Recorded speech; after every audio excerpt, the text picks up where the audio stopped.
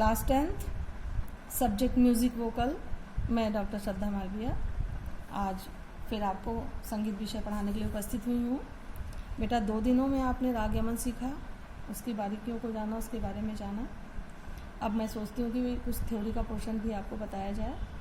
तो आपके पाठ्यक्रम में सबसे पहले नाद दिया हुआ है, तो हम ये जानेंगे आज कि नाद किसे कहते हैं, क्या है नाद, इसकी परिभाषा क्या है, या इसकी उत्पत्ति कहाँ से हुई, कैसे हुई, और इसके कितने प्रकार हैं, कितने लक्षण हैं, क्या हैं, सब मैं आपको बताना चाहती हूँ। तो इसकी पहले परिभाषा देख लीजिए कि नाद हम किसे कहते हैं। नियमित और स्थिर आंदोलन संख्या वाली मधुर ध्वनि को नाद कहते हैं। दूसरे शब्दों में भी देख लेते हैं कि संगीतोपयोगी मधुर ध्वनि जो नाद, जिसको हम नाद कहते हैं, संगीतोपयोगी मधुर ध्वनि को भी हम नाद कहते हैं। संगीत के में प्रयोग की जाने वाली ध्वनि की आंदोलन नियमित और मधुर होती है। जो ध्वनि अनियमित, अस्थिर और अमधुर होती है वह संगीत के काम की नहीं होती है, अतः हम उसे नाद भी नहीं कह सकते हैं। ठीक है, समझ में आ गया कि नियमित और स्थिर आंदोलन संख्या वाली मधुर ध्वनि जो होती है हम उसी को नाद कह सकते हैं। और अनावश्यक कोई भी ध्वनि हो, कहीं से भी कोई ध्वनि आपको सुनाई पड़े तो उसे हम संगीतोपयोगी नहीं कहेंगे, उसे हम नाद नहीं कहेंगे, संगीतोपयोगी ध्वनि नहीं कहेंगे। अब देखते हैं कि इस नाद की उत्पत्ति कैसे हुई है।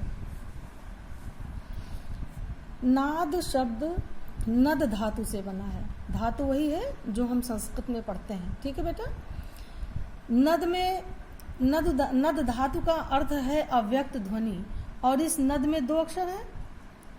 ठीक है, न है और द है।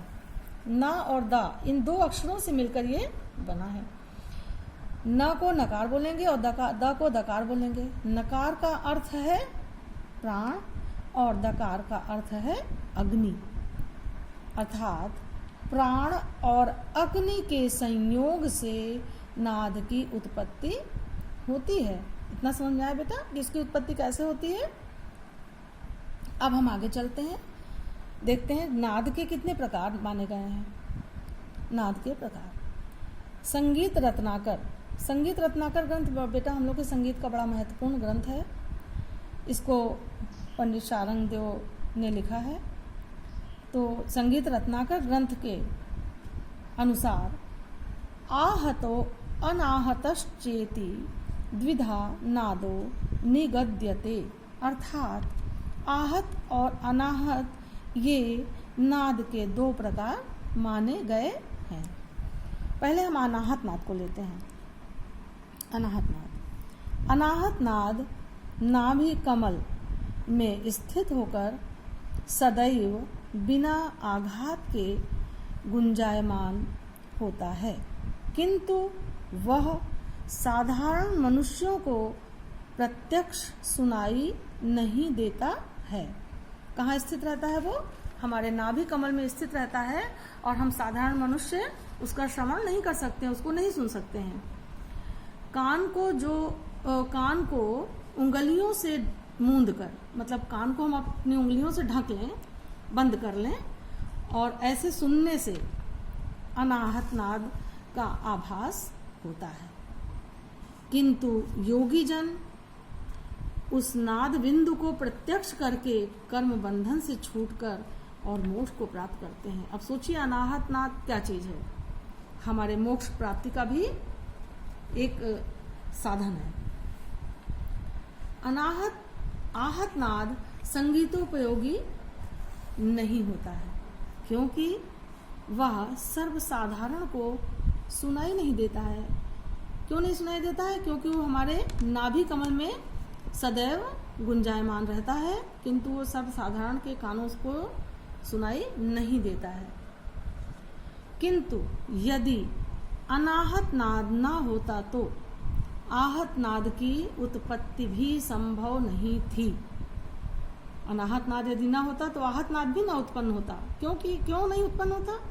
क्योंकि अनाहत नाद से ही आहत नाद की उत्पत्ति हो रही है। जिस प्रकार यदि बाह्य जगत में वायु ना हो और हम पंखा चलाकर वायु को संचालित करना चाहते हैं, किंतु वायु संचालित नहीं हो सकती है, असंभव है ऐसा, क्योंकि जहाँ पर वायुमंडल में वायु है ही नहीं तो हम हवा का आभास कहाँ से कर पाएंगे।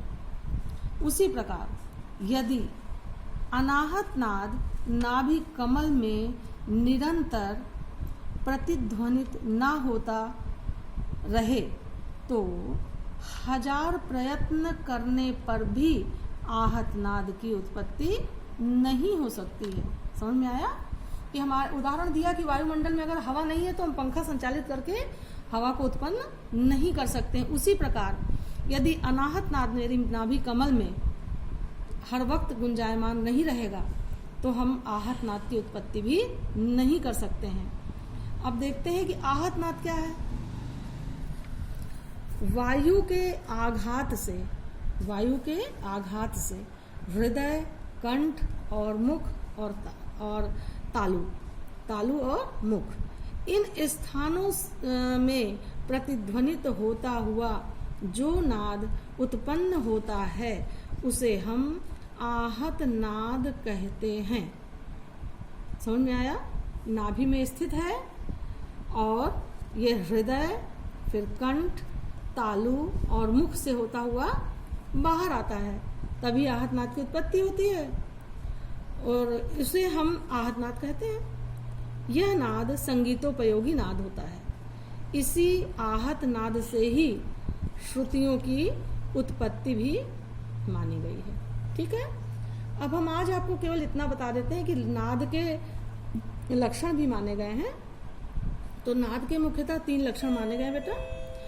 पहला लक्षण है नाद की ऊंचाई और निचाई, दूसरा है नाद का छोटा और बड़ापन, तीसरा है नाद की जाति अथवा गुण। आज का पाठ हम यही समाप्त करते हैं बेटा, समय अभाव के कारण। और अब हम आगे का जो पाठ है वो हम कल लेकर के आपके सामने उपस्थित होंगे। आप जितना मैंने पढ़ाया इसको खूब अच्छे से पढ़ लीजिएगा, कई बार पढ़ लीजिएगा, तभी समझ में आएगा। और इसको एक कॉपी में लिख लीजिएगा। अगर आप लोग नई कॉपी नहीं खरीद पा रहे हैं अभी तो कोई बात नहीं है, अपनी पुरानी कॉपी में इसे कंटिन्यू करिए, वहीं से आगे से लिखना शुरू कर दीजिए और अपना काम पूरा करते रहिए, इसको याद करते रहिए। बस यही हमारा कहना है आपसे। ओके बेटा, बाय।